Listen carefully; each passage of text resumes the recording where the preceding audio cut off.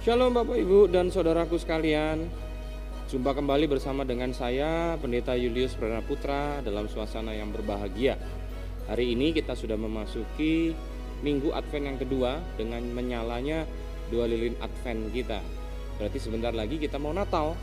Bapak Ibu dan Saudaraku sekalian tentu sudah mempersiapkan juga pohon-pohon Natal atau pernak-pernik Natal. Walaupun memang Natal tidak disarankan untuk dilaksanakan perayaan yang meriah, tetapi tentunya kita boleh tetap tidak kehilangan sukacita Natal. Kenapa? Kenapa kita tidak boleh kehilangan sukacita Natal? Apa yang menyukacitakan kita di dalam Natal kita saat ini, yang membuat kita harus bergemar, bergirang di dalam segala keadaan hidup kita? Mari kita mau belajar melalui firman Tuhan kita hari ini di dalam tema menyemai perdamaian. Sebelumnya mari kita berdoa Bapak Ibu dan Saudaraku sekalian. Tuhan Allah kami yang ada di surga, kami akan membaca bagian firman Tuhan.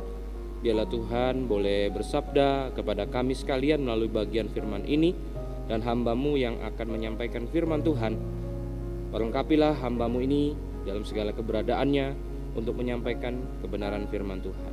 Terima kasih Tuhan Yesus, dalam nama-Mu kami berdoa. Amin.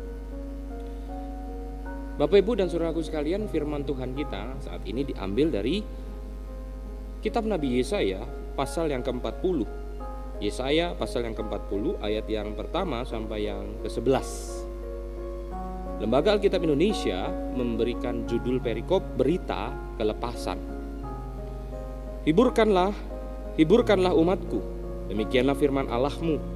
Tenangkanlah hati Yerusalem dan serukanlah kepadanya bahwa perhambaannya sudah berakhir, bahwa kesalahannya telah diampuni, sebab ia telah menerima hukuman dari tangan Tuhan 2 kali lipat karena segala dosanya.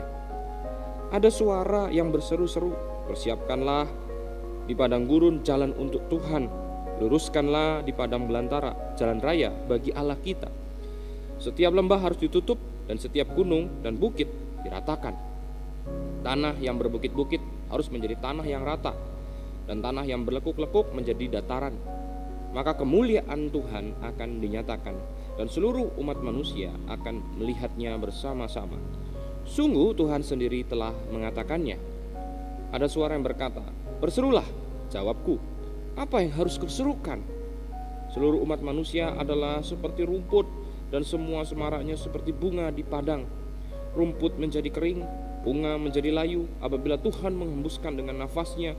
Sesungguhnya lah bangsa itu seperti rumput. Rumput menjadi kering, bunga menjadi layu, tetapi firman Allah kita tetap untuk selama-lamanya. Hai Sion, pembawa kabar baik, naiklah ke atas gunung yang tinggi. Hai Yerusalem, pembawa kabar baik, nyaringkanlah suaramu kuat-kuat. Nyaringkanlah suaramu dan jangan takut. Katakanlah kepada kota-kota Yehuda, lihat, itu Allahmu, lihat, itu Tuhan Allah. Ia datang dengan kekuatan dan dengan tangannya ia berkuasa. Lihat, mereka yang menjadi upah jerih payahnya ada bersama-sama dengan dia, dan mereka yang diperolehnya berjalan di hadapannya seperti seorang gembala. Ia menggembalakan kawanan ternaknya dan menghimpunkannya dengan tangannya. Anak-anak domba di pangkunya, induk-induk domba dituntunnya dengan hati-hati. Demikian pembacaan firman Tuhan kita. Bapak Ibu, tema firman Tuhan seperti yang saya sampaikan tadi, menyemai benih perdamaian. Nah Bapak Ibu dan Saudaraku sekalian, dalam hidup kita selalu ingin hidup dalam keadaan yang damai, dengan relasi yang baik dengan orang lain. Harapan kita, maka kita akan memperoleh kedamaian. Maka kita mencoba menjaga relasi kita dengan tetangga, dengan saudara, dengan sahabat, dengan anak-anak, dan juga orang tua kita.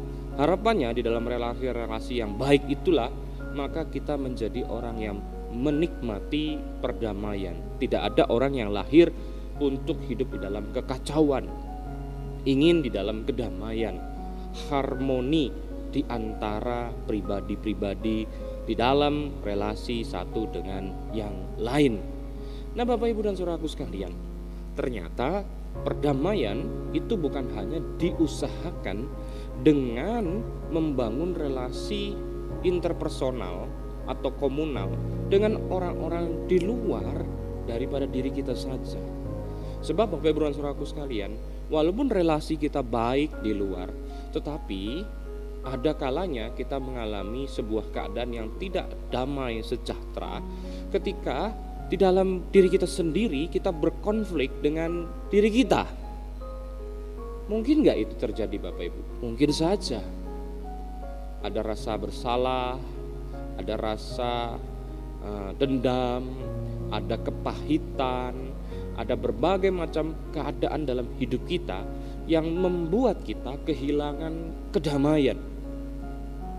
Ya, Bapak Ibu dan Saudaraku sekalian, itulah yang terjadi di dalam kehidupan banyak kita, entah sekarang ataupun di masa-masa yang lampau dalam kehidupan orang-orang percaya.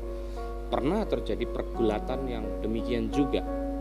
Nah, inilah yang sedang kita coba dapatkan di dalam firman Tuhan kita saat ini.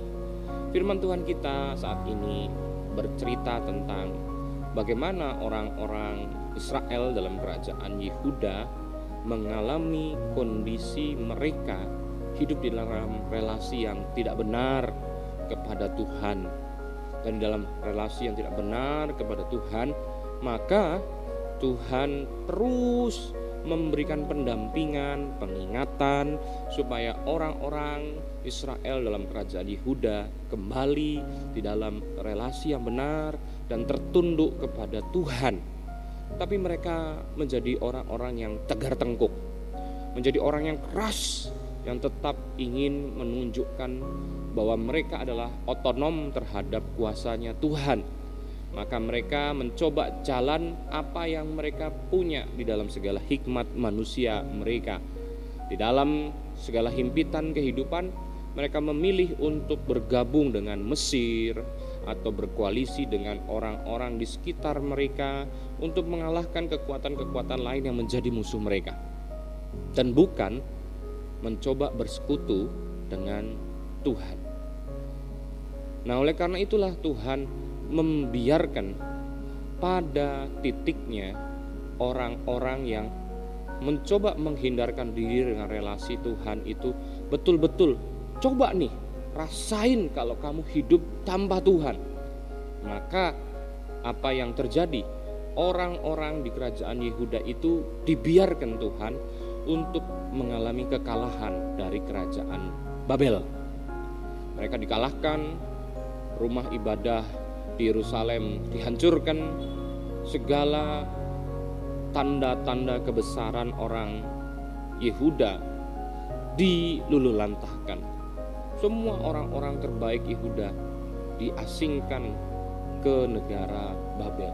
Tidak ada lagi yang bisa ditunjukkan sebagai sebuah bentuk kesombongan manusia dalam diri kerajaan Yehuda. Itulah yang terjadi di dalam segala murka yang Tuhan tunjukkan kepada orang-orang dalam kerajaan Yehuda. Nah, Bapak Ibu dan Saudaraku sekalian, di dalam kesalahan yang demikian, maka apa yang terjadi? Kalau kita misalnya nih salah sama orang tua kita, lalu kemudian orang tua kita tetap menyayangi kita, sampai detiknya orang tua kita betul-betul bilang, nggak usah, kalau memang kamu nggak butuh papa mama lagi, monggo kerso, kamu ngerjain hidupmu sendiri, papa mama sudah cukup menjelaskan apa yang harus menjadi panduan kehidupan untuk kamu, tapi kamu tidak mau dengar, monggo kalau kamu bisa sendiri hidup. Dan akhirnya dalam segala keterpurukan hidup yang kita pilih sendiri, apa yang terjadi? Kita merasa malu bertemu dengan orang tua kita, dan kita merasa bahwa ya udahlah, kita sudah dihukum sama orang tua kita sudah berdusta, kita sudah membuat ia tidak berharga, dan ia akan selamanya terputus dengan relasi pada diri kita. Nah, betul, memang ada masa di mana orang tua kita mungkin memutuskan relasi dengan kita. Tapi betulkah dia betul-betul tidak mau kembali memeluk anaknya? Tidak ada orang tua yang begitu membenci anaknya sampai-sampai tidak mau merangkul kembali anaknya. Dan itulah yang diperlihatkan oleh bacaan ini. Bapak, Ibu, dan saudaraku sekalian, firman Tuhan di sana dibuka di dalam sebuah perkataan demikian. Hiburkanlah umatku, demikianlah firman Allahmu. Tenangkanlah hati Yerusalem, serukanlah kepadanya bahwa perhambaannya telah berakhir dan bahwa kesalahannya telah diampuni, sebab ia telah menerima hukuman dari tangan Tuhan 2 kali lipat dari segala dosanya. Siapa yang berkata itu? Untuk menghibur. Memang nabi yang disuruh untuk menghibur, tetapi inisiatif untuk memberikan penghiburan, untuk memberikan ketenangan, untuk memberikan kekuatan kepada orang-orang yang terhukum, yang terbuang ke Babel, itu adalah Tuhan yang punya inisiatif. Orang tua itu, yaitu Bapak kita di surga, mengatakan, sudah waktunya aku merangkul anakku kembali. Dan oleh karena itu, Bapak, Ibu, dan saudaraku sekalian, inilah yang membahagiakan kita di dalam Natal kita. Kita memahami, Bapak, Ibu, dan saudaraku sekalian, ada masa di mana kita jauh daripada Tuhan, dan kemudian di dalam relasi yang jauh dengan Tuhan kita porak-poranda dalam dosa kita menderita di dalam segala kehidupan kita, dan kita mau katakan bahwa Tuhan, kita sudah terputus hubungan antara orang tua dan anak. Apakah Engkau akan membenciku? Dan Tuhan katakan kepada kita, bertobatlah, dan saatnya akan datang bahwa aku akan datang memberikan penghiburan, dan aku akan merangkul engkau kembali. Dan inilah saatnya. Di dalam bacaan firman Tuhan kita ini, ketika Tuhan melihat waktu perkenanannya sudah tiba untuk merangkul kembali anak-anaknya, Dia mengatakan kepada para nabinya, khususnya di dalam hal ini adalah Yesaya, hiburkanlah.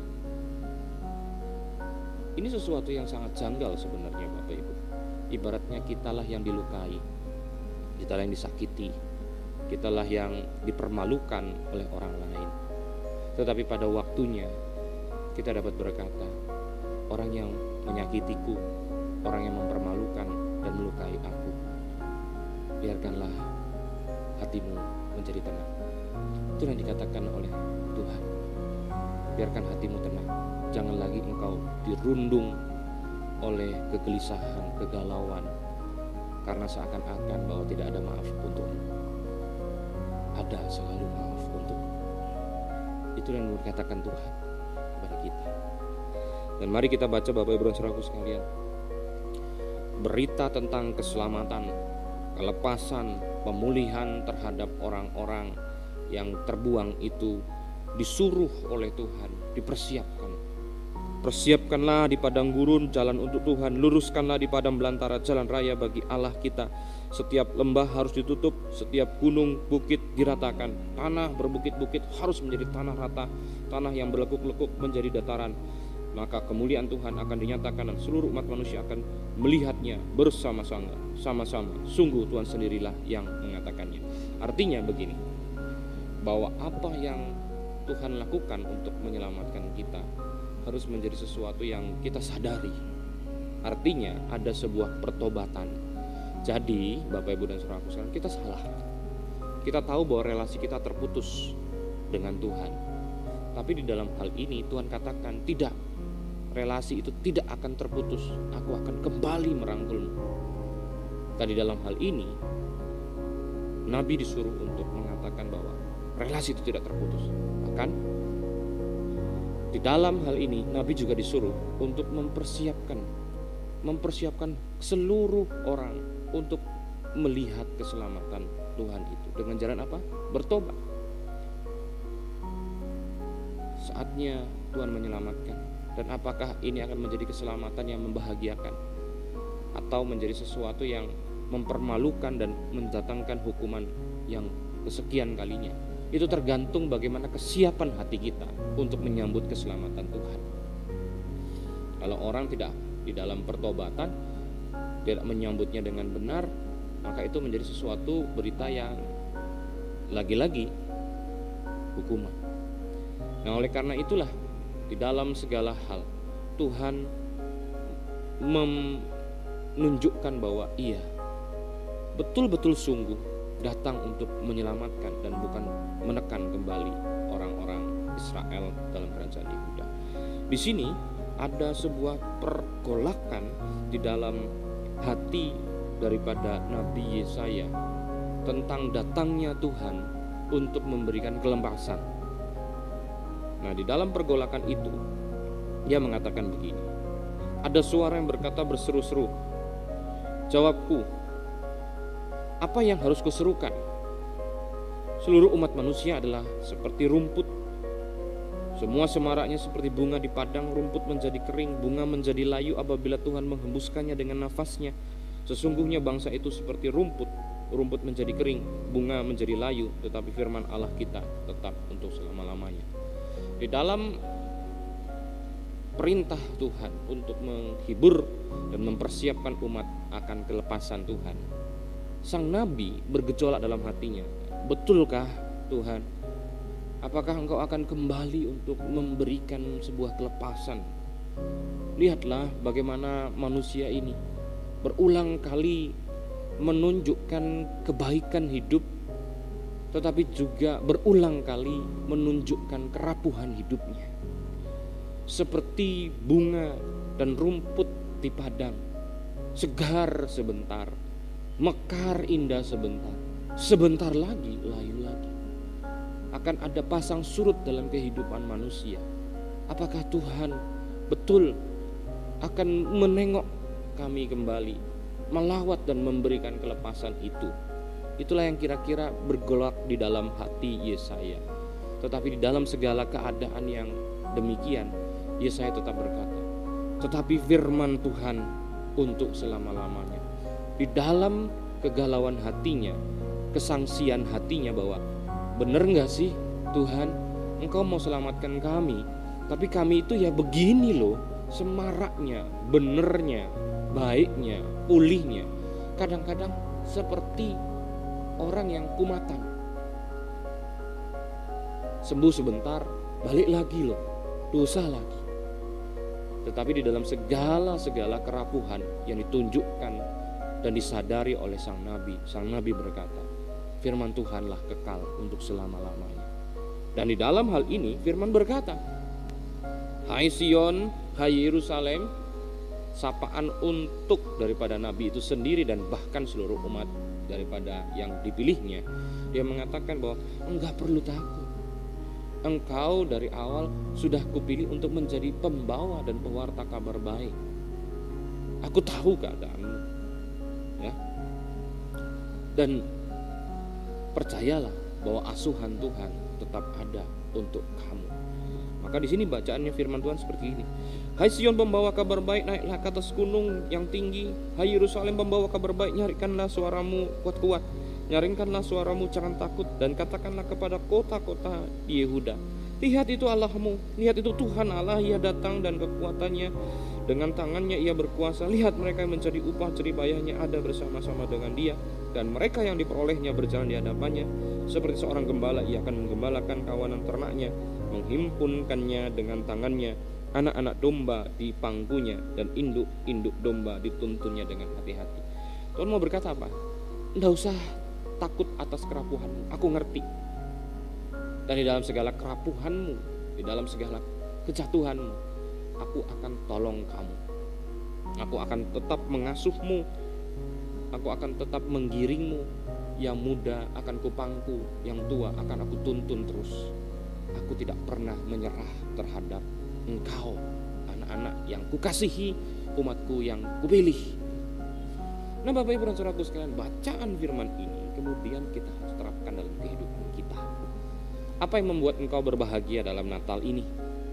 Apakah ketika engkau memasang pohon Natal, atau engkau ketika boleh menantikan orang-orang, saudara-saudara, anak-anak terkasihmu pulang untuk menjengukmu, atau berbagai macam hal yang lain yang menciptakan di dalam keadaan yang sangat empiris, sangat menjadi lapisan ari yang tidak sebenarnya esensial.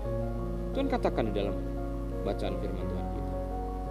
Firman Tuhan kita mau mengatakan bahwa yang menyukacitakan kita adalah di dalam Natal ini, bahwa Tuhan tahu Anda Dan kita semua orang-orang yang berdosa, yang memilih untuk memutuskan relasi dengan Tuhan, hidup di dalam keberdosaan, dan itu nyata. Dan di dalam segala kepemilihan kita terhadap relasi yang kita putus dengan Tuhan, kita menderita, kita berkeluh kesah, kita menghadapi segala penderitaan. Dan inilah yang Tuhan mau tunjukkan kepada kita. Kamu tidak dapat hidup tanpaku. Aku harus ada selalu bersama-samamu. Dan inilah yang telah engkau pilih, yang membuat engkau menderita.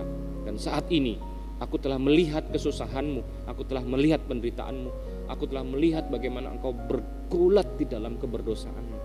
Dan saatnya aku ingin memberikan ampunan kepadamu. Mungkin kita berkata bahwa Tuhan, aku gak mungkin bisa diampuni lagi. Tuhan, aku gak bisa. Aku kadang-kadang sembuh sebentar, tapi nanti balik lagi. Tuhan katakan kepada kita, aku tahu apa yang terjadi pada dirimu. Engkau seperti rumput, engkau seperti bunga di padang yang sebentar indah lalu kemudian layu. Aku tahu segala turun naiknya hidupmu, tetapi aku di dalam segala tahunya tentang keberadaanmu, aku tetap mau mengasihi. Aku ingin tetap memberikan kelepasan kepadamu. Dan itu menyukacitakan kita, membuat kita memiliki damai sejahtera di dalam diri kita. Dan itulah yang kemudian membahagiakan kita, Bapak Ibu. Bagaimana kemudian di dalam segala kebobrokan kita, segala keterpurukan kita, tapi Tuhan tetap sayang banget sama kita, membuat damai hati kita. Coba bayangkan, Anda pernah bersalah, Anda pernah melukai orang lain, orang yang Anda cintai, tapi kemudian orang yang Anda cintai itu tetap mengatakan bahwa aku tetap mengasihi, aku tetap menerimamu, aku tetap percaya engkau akan baik kembali. Ketika Anda memandang wajah orang yang mengatakan itu, apa yang Anda katakan? Luar biasa, aku melukai dia, tapi dia tetap merangkul aku. Dan itu yang dilakukan Tuhan buat kita. Dan itu mendatangkan damai sejahtera, dan milikilah damai sejahtera itu. Dan Yesus pernah berkata, damai sejahtera aku berikan kepadamu, dan damai sejahtera yang kuberikan kepadamu tidak diberikan oleh dunia ini. Apa damai sejahteranya? Adalah kasih Tuhan yang tetap menerima, yang tetap memberikan ampunan dan tuntunan buat kita di dalam segala keterpurukan kita. Itu mendatangkan damai sejahtera bagi diri kita. Nah, tindakan yang kedua adalah setelah kita sendiri merasakan damai sejahtera dan kasih kebaikan Tuhan itu, apa yang kemudian Anda harus lakukan? Apa yang kemudian harus aku lakukan? Itu menyampaikan hal itu juga kepada orang lain. Seperti yang disampaikan oleh Tuhan kepada Nabi untuk berseru kepada orang banyak tentang hiburkanlah, kuatkanlah, teguhkanlah orang-orang di sekitar. Kita gak boleh cuman damai sendiri, tetapi orang lain juga perlu dan membutuhkan kedamaian itu. Anda juga harus menyatakan itu di dalam Natal ini. Apa yang harus Anda lakukan? Setidaknya teleponlah orang-orang yang selama ini mungkin terpuruk dalam keberdosaannya, kesalahannya. Mungkin itu adalah anakmu, mungkin itu adalah saudaramu, om, tante, siapapun, di dalam relasi yang terpuruk, dalam ikatan dosa yang mencengkram, dan mungkin kehilangan damai sejahtera. Mungkin orang-orang itu bisa beli pohon Natal, mungkin orang itu tetap bisa pergi ke gereja dan memakai baju indah di dalam Natal ini, tetapi di dalam hati mereka ada sebuah damai sejahtera yang hilang. Siapa yang harus mengembalikan damai sejahtera itu? Kita. Ketika kita membangun relasi dengan mereka dan mengatakan di dalam telepon kita atau pesan kita, katakanlah, ada kado Natal yang terindah bagimu, papa mama, anak-anakku, saudaraku, om tante. Tuhan menyayangimu, aku juga menyayangimu. Kalau ada salah, ampuni aku ya. Dan kalau kamu punya salah, aku juga mau mengampuni. Biarlah kita memiliki damai sejahtera. Damai sejahtera adalah kado terindah di dalam Natal. Dan biarlah kita boleh merasakan damai sejahtera di dalam diri kita, dan menyampaikan damai sejahtera itu juga untuk orang lain di sekitar kita. Itulah yang menyukacitakan kita. Demikian firman Tuhan kita, Bapak Ibu dan saudaraku sekalian. Sekali lagi, hiburkanlah umatku. Persiapkanlah jalan bagi Allah kita, dan biarlah orang-orang melihat keselamatan, kelepasan dan pemulihan terjadi di dalam diri mereka, dikerjakan oleh Tuhan Allah kita melalui kita yang mempersiapkan dan menyampaikan kabar sukacita damai sejahtera itu kepada banyak orang. Damai bagimu, damai bagiku, dan damai buat semua orang di sekitar kita. Andalah yang menjadi penyampai damai sejahtera itu. Tuhan Yesus memberkati. Amin.